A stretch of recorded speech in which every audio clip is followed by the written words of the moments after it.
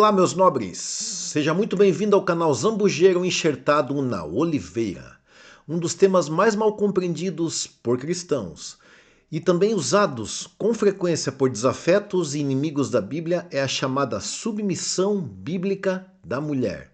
Mas hoje nós vamos ver o que realmente Deus tinha em mente quando instituiu essa ordenança e qual é o papel do homem nesse contexto todo. Quando falamos em submissão, nossa mente, moldada nos valores ocidentais, rapidamente imagina uma mulher retraída e despersonalizada, sendo oprimida por um homem autoritário e colérico, porque essa, supostamente, seria a vontade de um Deus, com D minúsculo, tá? Que mais parece um tirano misógino cósmico. Mas veja o que Jesus falou a respeito daqueles que distorcem as Escrituras e não procuram entender de forma correta a revelação divina. Vocês estão enganados, porque não conhecem as Escrituras nem o poder de Deus. Mateus 22, 29. Se quisermos entender qual a verdadeira intenção e vontade de Deus acerca de um tema, precisamos entender o contexto bíblico. Não é sensato julgarmos ou formarmos uma opinião acerca de um tema sem termos um pleno e satisfatório conhecimento a respeito dele. O apóstolo Pedro, por exemplo, inspirado pelo Espírito Santo, abordou o tema da submissão da mulher de forma clara e transparente. Vamos ver o que a Bíblia diz a respeito disso. Pois era assim que também costumavam adornar-se as santas mulheres do passado, que colocavam a sua esperança em Deus. Elas se sujeitavam a seus maridos, como Sara, que obedecia a Abraão e lhe chamava Senhor. Dela vocês serão filhas, se praticarem o bem e não derem lugar ao medo. 1 Pedro capítulo 3, versículos 5 e 6. Ao ler o livro de Gênesis, nós vemos que Sara obedecia e respeitava o seu marido, até mesmo chamando-o de Senhor. No entanto, ela tinha voz ativa.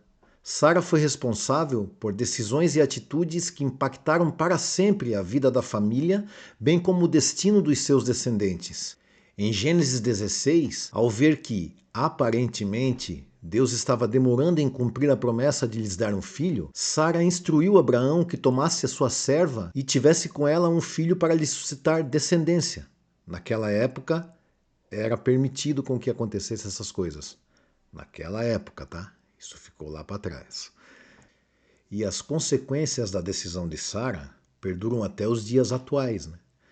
Nós podemos ver que no Oriente Médio, o conflito entre os descendentes de Ismael e os descendentes de Isaac perduram até os dias de hoje e fazem com que o Oriente Médio seja um enorme barril de pólvora, com consequências e potencial, de gerar até mesmo um terceiro grande conflito global. No capítulo 21 do mesmo livro, também está registrado que, por instrução de Sara, Abraão mandou embora Hagar e Ismael, após o nascimento de Isaac, quando as duas mulheres começaram a entrar em conflito. Abraão agiu muitas vezes por instrução de Sara, para o bem e para o mal. Por isso a Bíblia diz que está nas mãos da mulher o poder de edificar ou destruir a sua casa. Provérbios 14, versículo 1 diz que a mulher sábia edifica a sua casa, porém a insensata com as suas próprias mãos a destrói. Então vemos aqui que submissão não é sinônimo de autoritarismo, mas sim de confiança, de parceria e de ordem no lar. A liderança genuinamente bíblica não é truculenta nem autoritária. A liderança do homem no lar não tem a ver com superioridade, e sim com responsabilidade. Tem a ver com provisão e proteção. Nas decisões importantes, a mulher tem de ser consultada como co-administradora e regente da casa. Outra coisa que devemos lembrar é que o homem deve proteger e amar sua esposa como o vaso mais fraco, fisicamente falando, da casa. O homem que trata mal a sua esposa não é ouvido por Deus. Vamos deixar a Bíblia falar por si mesma novamente. Do mesmo modo, vocês, maridos, sejam sábios no convívio com suas mulheres e tratem-nas com honra, como parte mais frágil e co-herdeiras do dom da graça da vida, de forma que não sejam interrompidas as suas orações. 1 Pedro capítulo 3, versículo 7.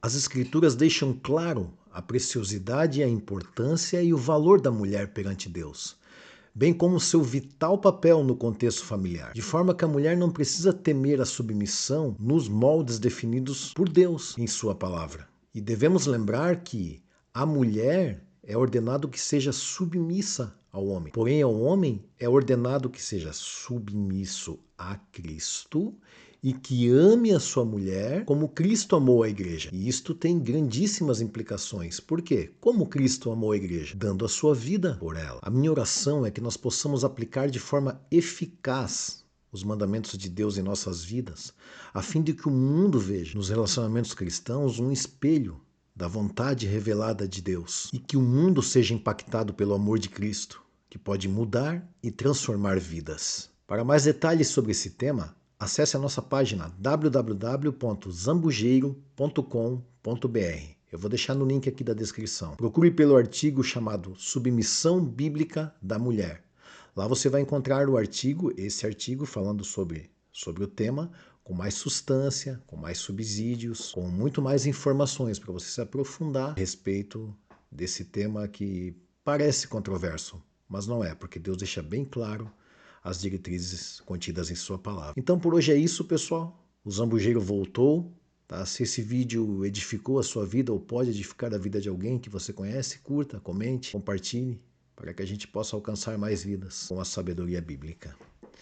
Então é isso, até o próximo vídeo e que Deus abençoe a todos em nome de Jesus.